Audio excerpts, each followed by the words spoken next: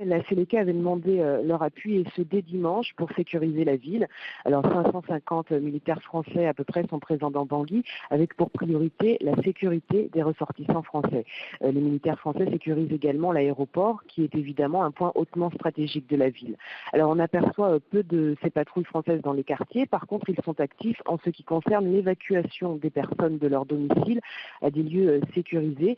Imaginez que certaines personnes ont peur bien sûr et préfèrent quitter leur maison, ou alors ils commencent simplement à manquer de vivres vu que tous les commerces sont fermés et préfèrent être amenés dans des lieux sécurisés.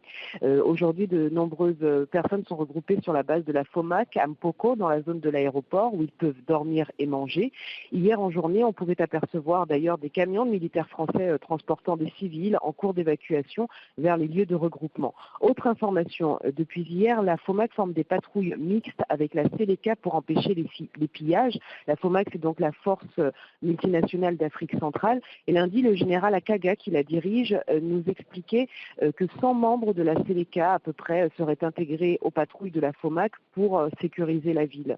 Quant aux autres membres de la Séléka qui sont déversés dans Bangui et qui alimentent cette insécurité, eh bien, ils devraient être progressivement cantonnés dans les camps militaires de la ville.